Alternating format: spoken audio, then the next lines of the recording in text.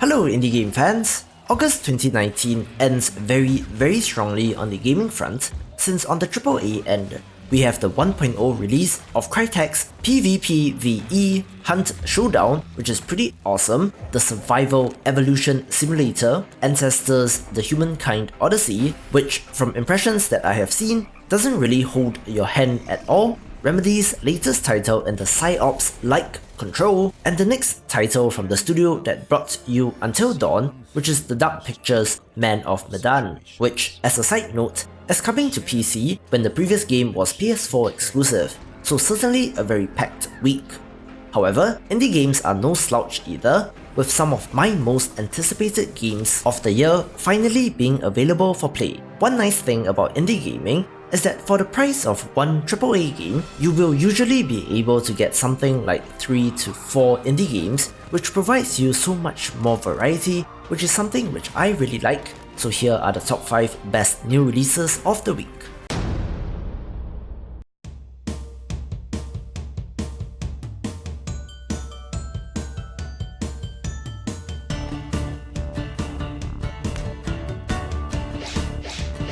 Imagine if Kirby ate Koji Igarashi, but a little less Metroidvania, and you get Whipseey and the Lost Atlas.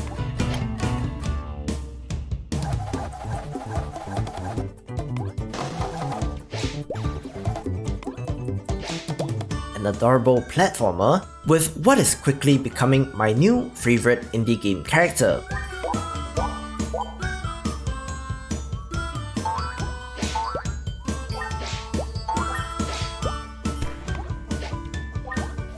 The pixel art aesthetics are on point, and the pastel color scheme is a delight.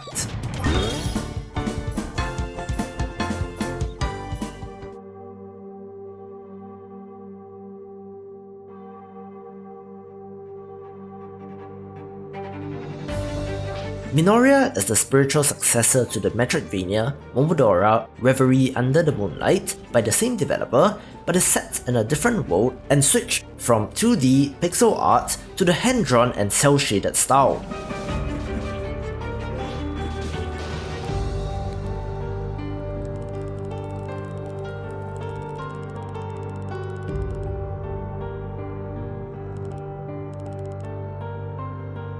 Taking place in a medieval, European-inspired world with religious themes, play as sisters who are missionaries of the church who have to stop the machinations of witches and their heresy against the church.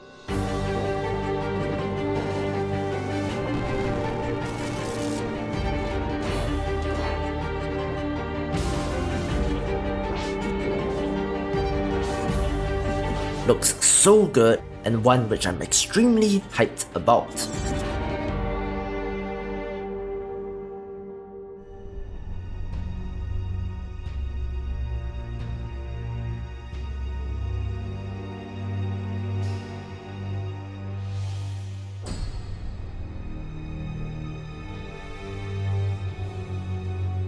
Decay of Logos has been described as Dark Souls meets Zelda, but not as grimdark, where you play as Ada on a quest for revenge after her village got destroyed.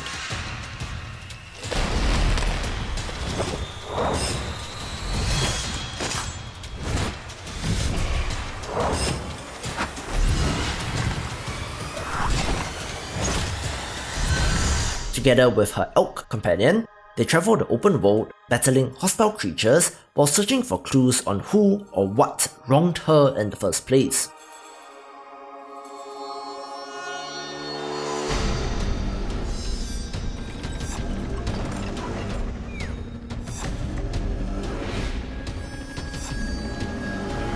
I was pretty impressed by it when I covered it for the upcoming Souls-like indie games video, so very glad to see it being released, and it's from a relatively small team as well, which is very impressive.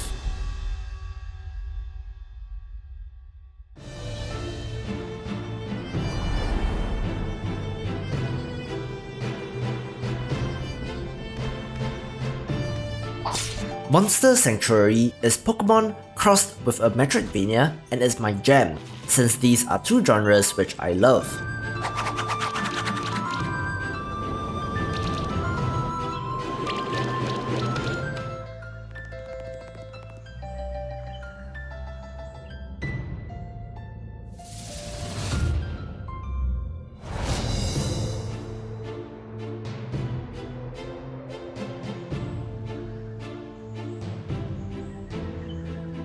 The spectral familiars enable you to explore the world using their abilities, such as a bird that can carry you over a spike pit, or ones which can dig through walls.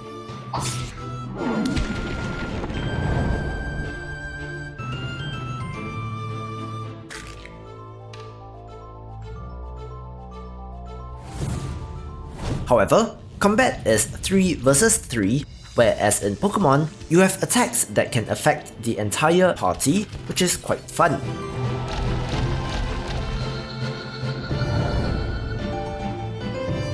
The customization for each of your familiars look very in-depth as well, with skill trees, stats, and even equipment and crafting. Become the ultimate monster keeper and find out what is threatening the peace between humans and monsters.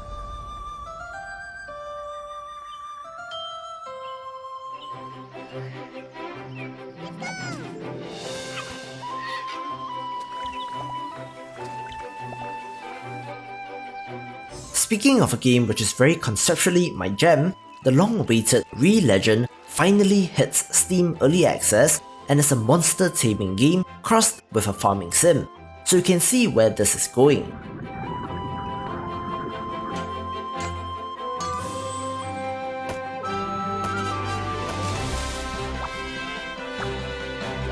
This has a little bit of that My Time at Portia look, but the Magnuses or the monsters are the stars here.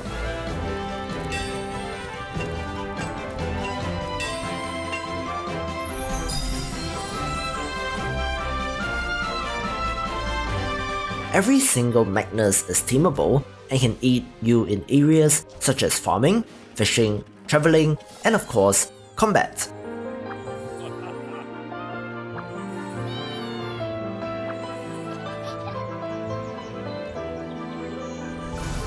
There's mining, logging, crafting, weaponry, and more, and you can even befriend the villagers as well.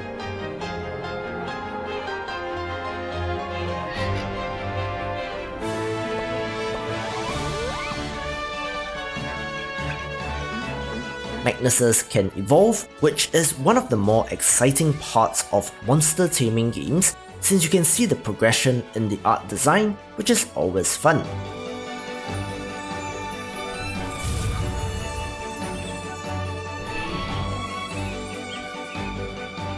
My love of Stardew Valley is well established, so another very strong contender for me to happily lose many hours of my life to. So for making one of my childhood dream games, this takes the #1 spot. For more upcoming indie game new releases, check out the previous video or click on the recommended playlist, and I will see you after the jump.